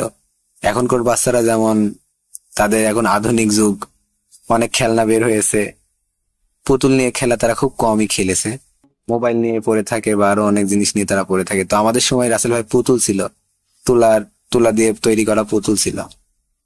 তো ওই পুতুল নিয়ে খেলাধুলা করতাম। তো আমার একটা পুতুল ছিল কালো কালারের, অনেক সুন্দর, পুতুলটা আমার খুব প্রিয় ছিল। পুতুলের 2টা চোখ পুঁতি দিয়ে আঁকানো, পুঁতি দিয়ে গাঁথা 2টা চোখ ছিল, আমার খুব ভালো মনে আছে, এখনো আমার চোখের উপর ভাসে। তো যাই হোক, সে পুতুলটা পরিত্যক্ত হয়ে গেছিল, পুতুলটা মানে নষ্ট হয়ে যাওয়ার কারণে, তুলামুলা বের হয়ে যাওয়ার কারণে আম্মু ওটা ফেলাই দেয়। তো যাই হোক, ওই পুতুলটা কিন্তু তখন আমার ঘরে ছিল না। তো হঠাৎ করে আমি ওই দিন রাতে যখন খাওয়া দাওয়া করে ঘুমায় পড়ছি, আনন্দ ফুর্তি করে এসে ঘুমানোর পরে প্রায় হয়তো মাঝরাত হবে, তখন হঠাৎ করে আমি স্বপ্ন দেখছি যে আমার বুকের উপরে সেই পুতুলটাই বসে আছে, তার 2টা হাত আমার বুকের উপর জোরে চাপ দিয়ে।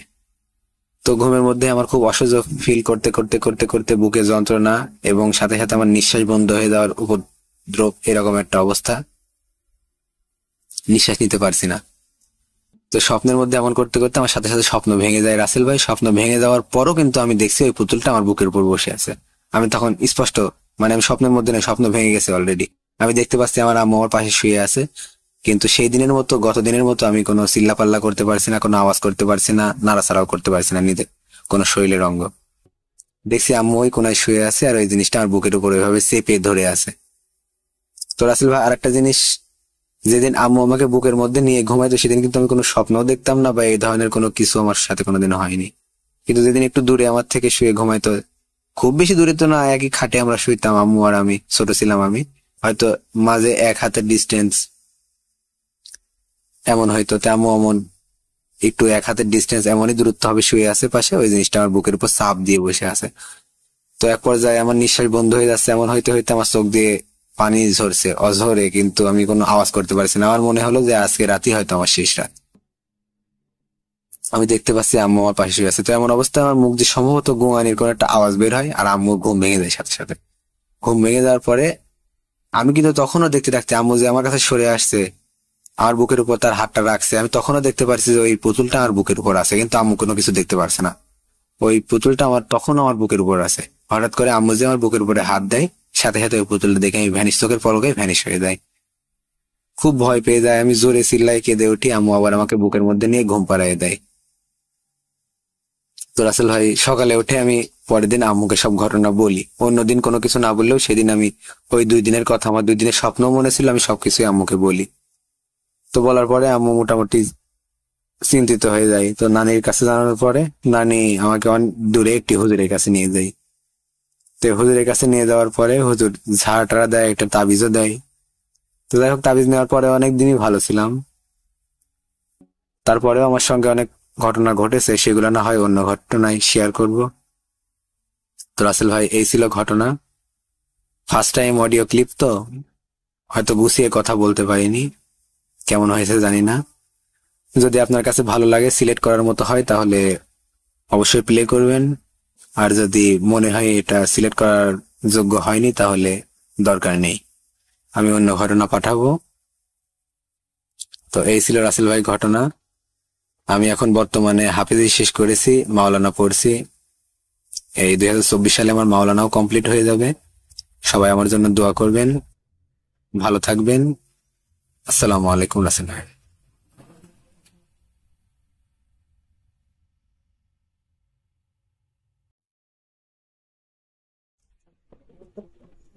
লুকোচুরি খেলবে? লুকোচুরি?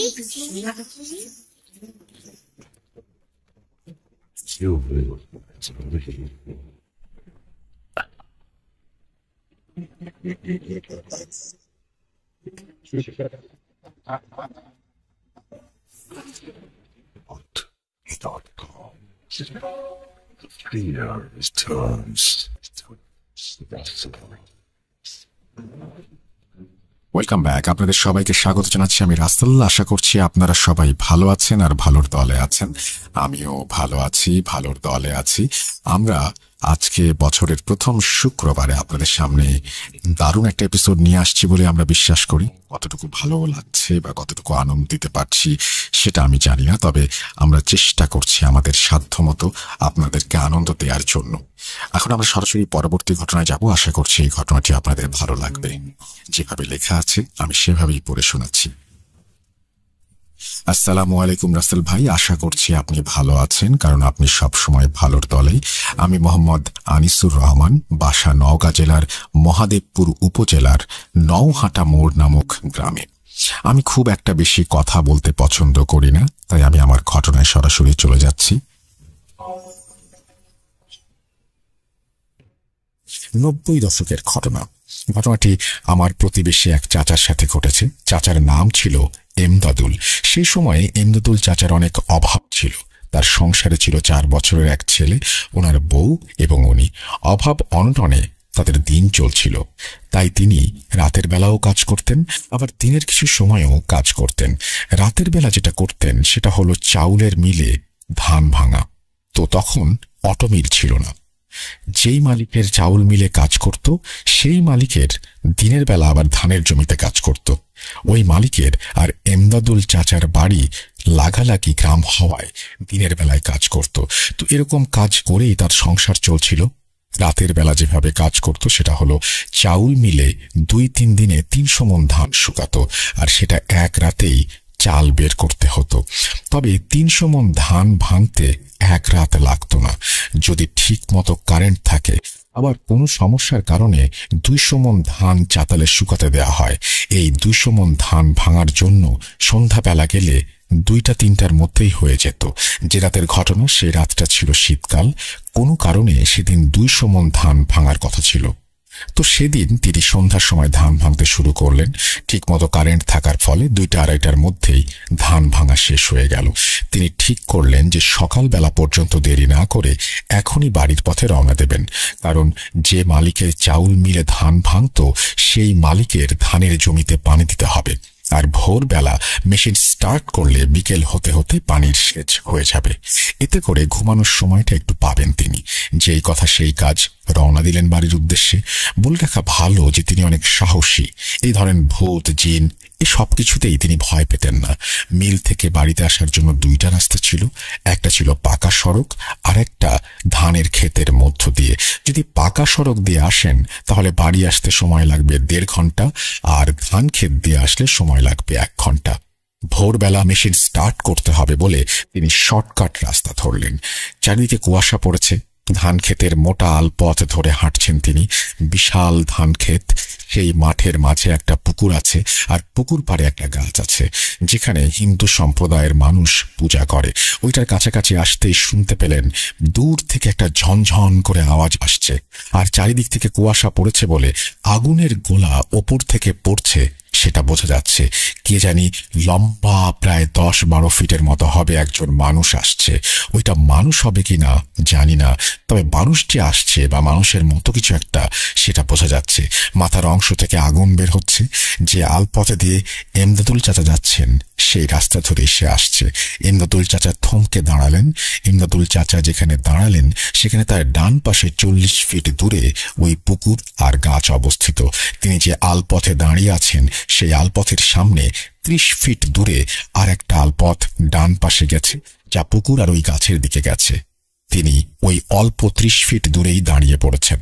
যখন ওই মানুষের মতো অবয়বটি তার কাছে আসে, তিনি দেখেন তার চেহারা ছিল কালো, কান 2টা ছিল হাতির কানের মতো, গলায় অসংখ্য ঝনঝন করা আওয়াজের মালা, চোখ ছিল না, মুখমণ্ডলের জায়গায় শুধু একটা মুখ ছিল যা দেখতে ঘোড়ার মুখের মতো।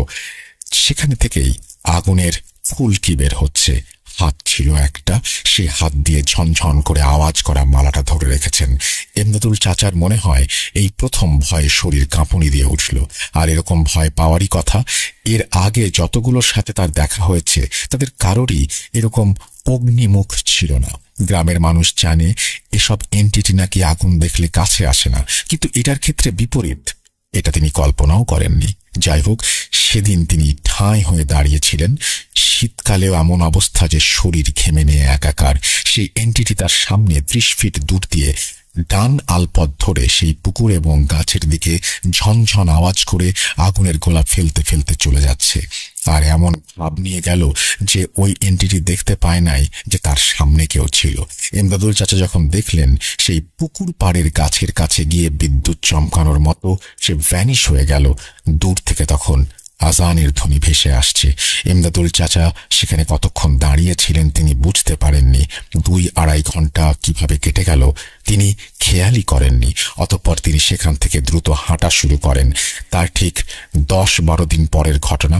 যে মালিকের ধান ভাঙত সেই মালিকের ধানে সেচ দেওয়ার জন্য মেশিন স্টার্ট দিতে হবে। তখনকার সময়ে বরেন্দ্র অঞ্চলে পানির ডিপ টিউবওয়েল ছিল না, ডিজেল চালিত ইঞ্জিনের দ্বারা পানি সেচ করা হতো। দিনের বেলায় নিজের বাড়ির কিছু কাজ থাকায় তিনি সিদ্ধান্ত নিলেন যে দিনের বেলা সেচ না দিয়ে রাতের বেলা সেচ দিবেন। জমির পরিমাণ বেশি হওয়ায় পুরো রাত লেগে যাবে সেচ দিতে। এতে করে দিনের বেলায় বাড়ির কিছু টুকিটাকি কাজ করা যাবে।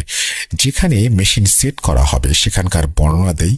ইমদাদুল চাচা যে মালিকের কাজ করত ওনার বাড়ি ছিল আমাদের পাশের গ্রামে। আগেই বলেছিলাম ওই গ্রাম আর আমাদের গ্রামের মাঝখানে সেই জমিগুলো ছিল। আর ওই জমির পাশে একটা পুকুর ছিল, আর পুকুর পাড়ে কবরস্থান ছিল। ওই কবরস্থানের পাশেই নলকূপ স্থাপন করা ছিল। যাই হোক, তিনি সন্ধ্যার আগেই মেশিন স্টার্ট দেন। তারপর তিনি ঘুরে ঘুরে সব জমির আলপথগুলো কেটে দিলেন। সব শেষে রাতের খাবারের জন্য তার বাড়িতে আসলেন। খাওয়া দাওয়া শেষ করে যখন তিনি যাবেন তখন তার 4 বছরের বাচ্চা তার পেছনে লেগেছে, সেও যাবে তার সাথে। অনেক কিছু বোঝানোর পরেও বাচ্চা যাবেই, কি আর করা, তিনি সাথে নিয়ে গেলেন। আর হ্যাঁ, সেই মেশিন রাখার জায়গাটা বাঁশের বেড়া দিয়ে ঘেরা, ওপরে খড়ের চালা, 2 চালা বিশিষ্ট। সেখানে একটি বুড়ি এন্টিটি দেখা যেত। ইমদাদুল চাচা সেটা আগে ভাগেই জানতেন। এর আগেও অনেকবার পানি সেচ দিতে গিয়ে মুখোমুখি হয়েছেন। তবে ওই বুড়ি শুধু মজার ছলে ভয় দেখানোর চেষ্টা করত। বুড়িটি দেখতে ছিল খুবই জীর্ণশীর্ণ, কঙ্কাল প্রকৃতির, ধপধপে সাদা। ইমদাদুল চাচা তার ছেলেকে সেই মেশিন ঘরে নিয়ে গেলেন। কিছুক্ষণ বসে থাকার পর ছেলে ঘুমিয়ে পড়ল। ছেলেকে সেই মেশিন ঘরে শুইয়ে রেখে ধানের খেতে গেলেন জমিতে পানি ঠিক মতো দেয়া হচ্ছে কিনা দেখতে।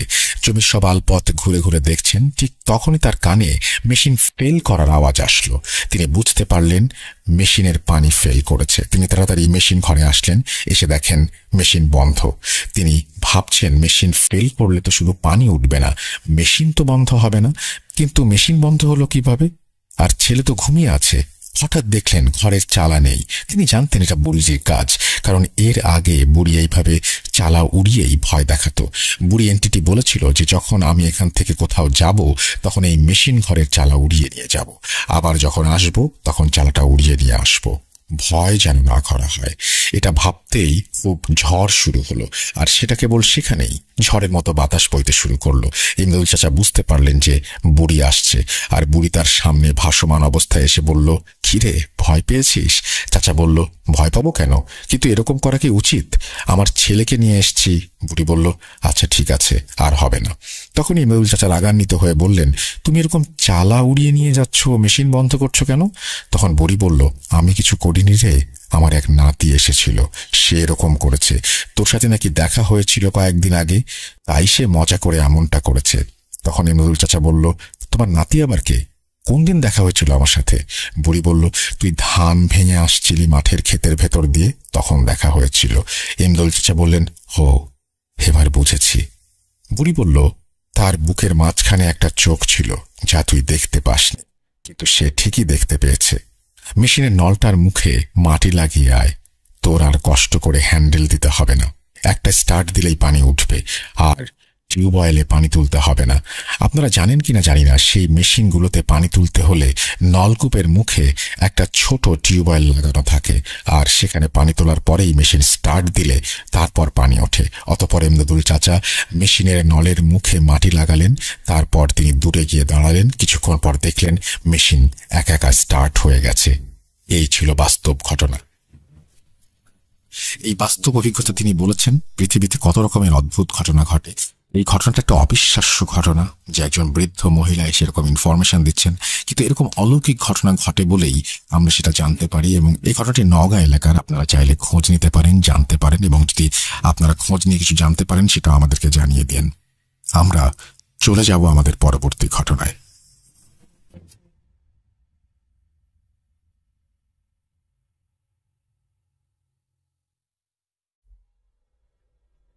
Spirit, be here with me.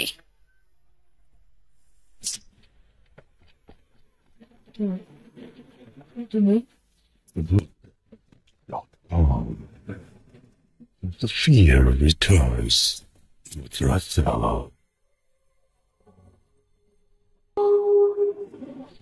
Welcome back. যেহেতু বছরের শুরুর এপিসোড এবং আমরা চেষ্টা করেছি আপনাদের সামনে নতুন নতুন ঘটনা নিয়ে আসার, আজকেও তার ব্যতিক্রম নয়। আরেকটি ঘটনা রয়েছে, যে ঘটনাটি আমাদের পাঠিয়েছেন আমাদের খুবই পছন্দের একজন স্টোরি টেলার সোহাগ চক্রবর্তী। আমরা এখন সরাসরি তার কাছে যাব এবং শুনে আসব তার সেই ভয়ঙ্কর অভিজ্ঞতার কথা। চলুন শুরু করা যাক।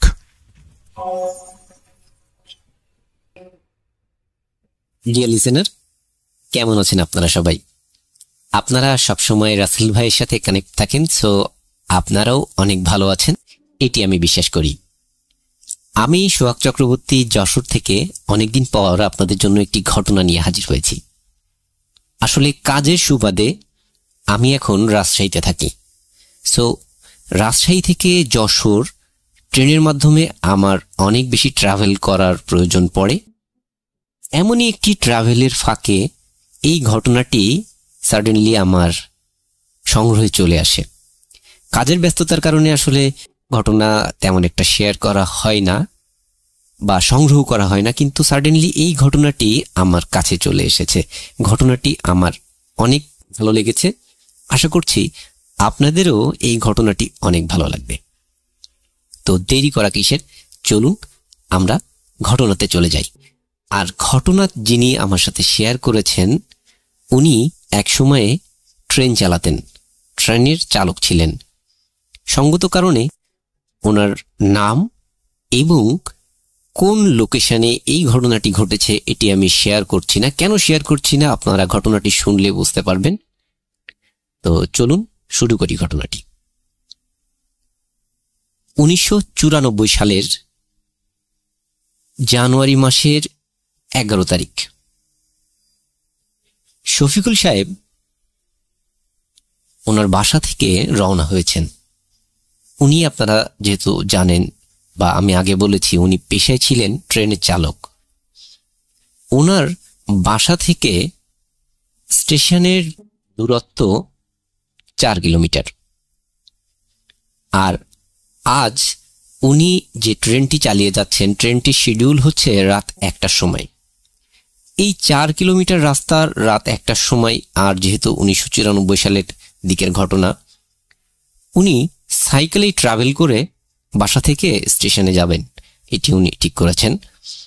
তো ওনার যেহেতু নাইট টাইম, রাত্রে খাওয়া দাওয়া বা সাথে শীতের জিনিসপত্রগুলো নিয়ে যাওয়া ইত্যাদি কারণে উনি একটি ব্যাগের মধ্যে ওনার যে প্রয়োজনীয় সকল জিনিসগুলো ভরে উনি সাইকেলের পিছনে বেঁধে সাইকেল চালানো শুরু করেছেন। বাসা থেকে প্রায় 1-1.5 কিলোমিটার দূরে উনি যখন সাইকেল চালিয়ে যাচ্ছেন, উনি বের হয়েছেন অ্যাভারেজ 12টা 10-15 এমন টাইমে। উনি ঠিক করেছেন যে ওনার স্টেশনে যেতে 3 কিলোমিটার রাস্তা 10-20 মিনিট বা 25 মিনিট লাগুক, তারপরেও ওনার এনাফ সময় থাকবে, তার মধ্যে উনি রেডি হয়ে ওনার সকল কাজকর্ম গুছিয়ে নেবেন। তো উনি সাইকেল চালাচ্ছেন, চালাতে চালাতে বাসা থেকে যখন 1-1.5 কিলোমিটার দূরে উনি চলে এসেছেন, স্টেশনের পার্টি মানে যেটির উপর দিয়ে, ট্রাকগুলোর উপর দিয়ে ট্রেন চলে, এমন একটি জায়গায় চলে এসেছেন। এবং ওই ট্রাকের পাশেই একটি ডাস্টবিন আছে, অনেক বড়।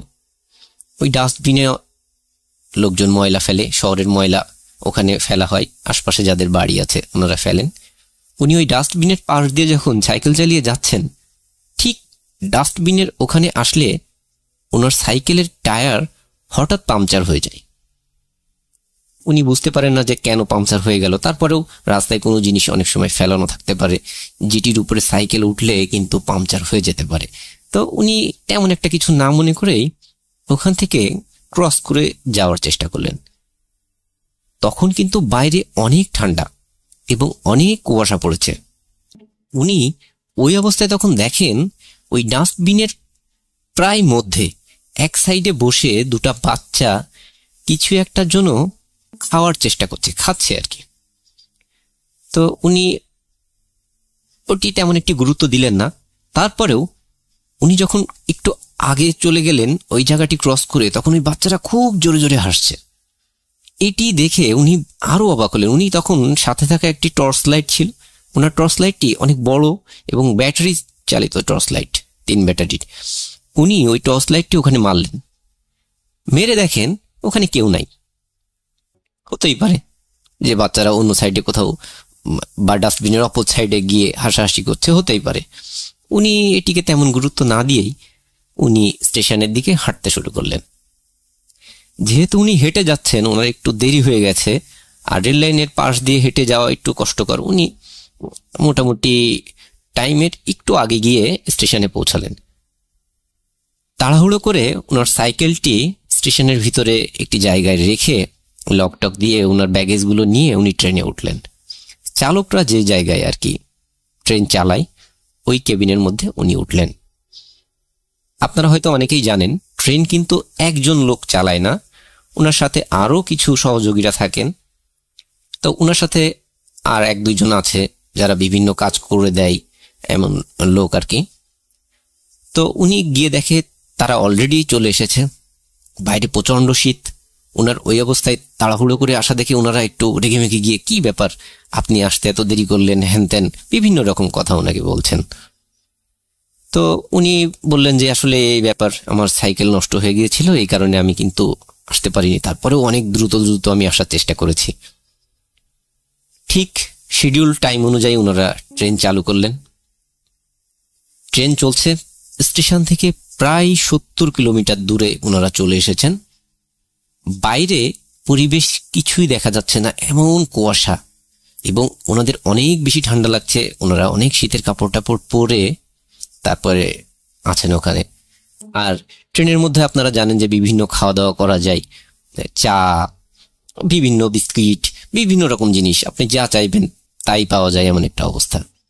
তারপরেও যেহেতু ওনারা নাইট টাইমে ট্রেন চালাবেন, উনি বাড়ি থেকে ওনার কিছু পছন্দের শীতের পিঠা সাথে করে নিয়ে এসেছিলেন। ওনারা সবাই মিলে ওই খাবারগুলো খাচ্ছে, চাটা খাচ্ছে, গল্প করছে। 70 কিলোমিটার চলে আসার পরে উনি হঠাৎ লক্ষ্য করেন একটি বাচ্চা ট্রেনের সাথেই দৌড়াচ্ছে। উনি হঠাৎ এটি দেখে মারাত্মক অবাক হয়ে যান যে আসলে ট্রেন তো অনেক স্পিডে চলছে, এই স্পিডে বাচ্চাটি কিভাবে ছুটছে, এবং বাচ্চাটির বয়স অ্যাভারেজ 4 থেকে 5 বছর এমন, সেটি একটি বাচ্চা মেয়ে। এটি উনি খুবই অবাক হয়ে যান দেখে। এরপরে উনি আবার একটু যদি ভালো করে দেখতে যান, দেখেন না, ওখানে তো কেউ নাই। উনি এই কথাটি কিন্তু ওই যে সাথে আর কয়েকজন ছিল ওনাদের সাথে প্রথম পর্যায়ে শেয়ার করেন না। উনি আবার সামনের দিকে দেখতে থাকেন, আবার ওনারা গল্প করতে থাকেন, নিজেদের কাজে আবার ব্যস্ত হয়ে যান। আবারও কিছু সময় পরে উনি দেখেন যে কিছু বাচ্চা ছুটে এসে ট্রেনের ট্রাকগুলোর পরে লাফিয়ে পড়ছে। এইবার কিন্তু উনি মারাত্মক আকারে ভয় কি পেয়ে যান যে এই বাচ্চারা কোথা থেকে আসছে এবং ট্রেনের ট্রাকের উপরে ঝাঁপ দিয়ে পড়ছে, তাহলে তো এরা মারা যাবে। উনি তখন ওনার সাথে থাকা যে লাইটটি ছিল ওই লাইটটি নিয়ে ট্রেনের দরজা দিয়ে ঝুলে লাইট মেরে দেখার চেষ্টা করেন। এই চেষ্টা করতে গিয়ে হঠাৎ কিছুতে উনি মারাত্মক আকারে হাতে বাড়ি খান, এবং বাড়ি খেয়ে উনি অনেক বেশি আঘাতপ্রাপ্ত হন। সাথে সাথে উনি ভয়ও পান, কারণ উনি লাইট মেরে দেখেন ওখানে কেউ নাই। উনি সাথে সাথে ভিতরে চলে আসেন, এবং ওনার সাথে থাকা যে লোক আর যারা ছিলেন ওনারা বলেন, কি ভাই, আপনার কি আজকে মাথা টাথা খারাপ হয়ে গেছে? কি আপনি কি দেখছেন? ট্রেনের এই নিচে টিচে এইভাবে ঝুলে ঝুলে লাইট মারছেন, এই যে হাতে আঘাত পেলেন, কি অবস্থা কি আপনার? উনি তখন বলেন যে আমি এই জিনিসগুলো দেখেছি। তখন ওনার সাথে যারা ছিলেন ওনারা খুব হাসি তামাশা শুরু করেন এবং বলেন যে আপনার তো আসলে মাথার সমস্যা হয়ে গেছে, আপনি পাগলের ডাক্তার দেখান। বাচ্চারা ট্রেনের সাথে দৌড়াবে, আবার ট্রেনের ভিতরে এসে লাফ দিয়ে পড়বে, তাও এত রাত্রে। এখন রাত কয়টা বাজে আপনি দেখেছেন ঘড়িতে? এত রাত্রে কোথায় পাবেন বাচ্চা? আপনার মাথার সমস্যা। উনি মনে করলেন হ্যাঁ আসলে হতেও পারে, ওনার কোনো ক্ষেত্রে কোনো প্রবলেম হচ্ছে হয়তো। উনি একপাশে একটা জায়গায় যেয়ে বসে থাকলেন এবং ওনার সাথে আর যারা ছিলেন ওনারা কিন্তু ওনার কাজগুলো সবাই মিলে ভাগ বাটোয়ারা করে করতে থাকলেন। প্রায় 1-1.5 ঘন্টা পরে অনেকের ঝিমঝিম অবস্থা, অনেকে ঘুমিয়ে পড়েছেন, কিন্তু ওনার কোনোভাবে টেনশনে ঘুম আসছে না। উনি সামনের দিকে তাকিয়ে বসে আছেন। হঠাৎ লক্ষ্য করেন সামনে একটি বাচ্চা ছুটে আসছে এবং তার হাতে একটি লাল ফ্ল্যাগ। সে প্রচন্ড জোরে, মানে ট্রেন তো সামনের দিকে প্রচন্ড জোরে যাচ্ছে, আর সেই বাচ্চাও ততটা স্পিডে ট্রেনের সাথে অ্যাক্সিডেন্ট করার জন্য ছুটে আসছে। মনে হচ্ছে যে ওই বাচ্চাটি লাল সাইন দেখিয়ে ট্রেনকে থামাতে যাচ্ছে, আবার পাশাপাশি সে ট্রেনের চাকা নিচেও পড়তে চাইছে, এমন একটা মনোভাব। এবং ট্রেনের সামনে যে আলোটি আছে ওই আলোটিতে ওই বাচ্চাটির মুখ কোনোভাবে বোঝা যাচ্ছে না, শরীরটি কোনোভাবে বোঝা যাচ্ছে, কারণ বাইরে অনেক কুয়াশা। উনি কি করবেন না করবেন ওনার মাথায় কাজ করছে না। ওনার সাথে যারা ছিল ওনাদের উনি কিল ঘুষি মারছেন যে ওঠেন ওঠেন ওঠেন, দ্রুত ওঠেন, দেখেন কি হয়ে যাচ্ছে। কিন্তু ওনাদের ঘুম কোনোভাবেই ভাঙছে না। উনি কি করবেন না করবেন কিছুই বুঝতে পারছেন না।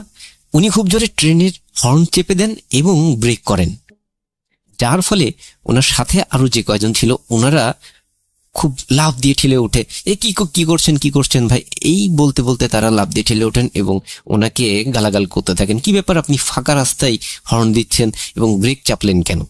আপনারা জানেন ট্রেন ব্রেক করলে বেশ কিছুটা দূরে গিয়ে ট্রেন থামে। তো উনি আসলে মাথায় কোনো কিছুতে কাজ করছিল না। ট্রেন যখন থেমেছে উনি সাথে সাথে ট্রেন থেকে নেমে ছুটে পিছের দিকে চলে আসেন এবং উনি দেখার চেষ্টা করেন যে আসলে কি হয়েছে, ওখানে কেউ আসলে ক্ষতিগ্রস্ত হয়েছে কিনা। ওনার এই পাগলামি আচরণ দেখে ওনার সাথে আর যে কয়জন ছিল ওনারাও নেমে ওনার পাশপাত যান যে আসলে উনি একটু আগে আঘাতপ্রাপ্ত হয়েছেন, উনি উল্টাপাল্টা করছেন, ওনার আসলে কোনো সমস্যা হচ্ছে কিনা, কোনো ক্ষেত্রে কোনো হ্যালোসিনেট হচ্ছে কিনা। ওনারা এইসব ভেবে ওনার পাশপাত ছোটেন। ওনারা পাঁচ ছুটে গিয়ে দেখেন যে উনি ট্রাকের পরে অজ্ঞান হয়ে পড়ে আছেন। এরপরে ওনারা ধরাধরি করে ওনাকে আবার ট্রেনের মধ্যে নিয়ে আসেন। পানি টানি দিলে উনি আবার সেন্সে ফিরে আসেন। আবার ট্রেন চলা শুরু হয়। এই করতে গিয়ে ট্রেনের কিন্তু শিডিউলে বেশ কিছুটা ঘাটতি হয়ে যায়, অনেকটা লেট হয়ে যায়। ওনারা এইবার ট্রেনটি কিন্তু আরো একটু জোরে চালানোর চেষ্টা করেন, কারণ ঠিক সময়তে পৌঁছানোর জন্য এই টাইম গ্যাপটি ফিল আপ করার জন্য ওরা একটু জোরে চালানোর চেষ্টা করেন। ট্রেন চলছে, চারিপাশে খোলা মাঠ, একটা বিলের পাশ দিয়ে ট্রেনটি চলছে এবং একটা পর্যায়ে গিয়ে একটা সেতু আছে, একটা সেতুর উপর দিয়ে ট্রেনটি যাবে। এমন একটি পজিশনে গিয়ে ঘটে অদ্ভুত একটি কাণ্ড। ওই ট্রেনের ড্রাইভিং এ যারা ছিলেন, মানে ওই রুমের মধ্যে যারা ছিলেন, তারা সবাই লক্ষ্য করেন বেশ অনেকগুলো বাচ্চা তারা সেতুতে ওঠার আগেই একটা প্লেসে দাঁড়িয়ে আছে এবং রাত তখন 3:30-4টার কাছাকাছি এমন একটা সময়। ওই বাচ্চারা ট্রাকের পরে লাফ দিয়ে পড়ছে, হাত পা ট্রাকের পরে দিয়ে দিচ্ছে যাতে তারা ট্রেন তাদের হাত পায়ের উপর দিয়ে চলে যায়, তারা মারা যায় বা আত্মহত্যা করার চেষ্টা করছে। এইটি দেখে ওই রুমের মধ্যে যারা ছিলেন, যারা ট্রেন অপারেট করছিলেন, তারা সবাই মারাত্মক ভয় পান। তখন ওনারা বুঝতে পারেন যে আসলে উনি এর আগে যে ঘটনাগুলো বলছিলেন সেইগুলো আসলে সত্য। ওনারা সবাই মিলে চেষ্টা করে বিভিন্ন রকম হর্ন দিয়ে চিল্লায়ে বিভিন্ন রকম ভাবে ওই বাচ্চাগুলোকে নিবৃত করার চেষ্টা করছিলেন, কিন্তু আসলে কোনোটাই কিছু হয় না। ওনারা ইমার্জেন্সি ট্রেনের ব্রেক করে এবং ট্রেনের ব্রেক করার সাথে সাথে ওই জায়গায় একটি দুর্ঘটনা ঘটে। আসলে ব্যাপারটি হচ্ছে, দুর্ঘটনা ঘটার কারণ ওখানে ট্রেন লাইনটি কাটা ছিল। ওই দুর্ঘটনা ঘটার কারণে ওই ট্রেনের প্রায় 3 জন লোক মারা যায় এবং ড্রাইভিং যারা করছিলেন, যারা ট্রেনটি অপারেট করছিলেন, ওনাদের ভিতর থেকে 2 জন চাকরচ্যুত হন। আমার সাথে ঘটনাটি যিনি শেয়ার করেছেন উনিও চাকরিচ্যুত হন।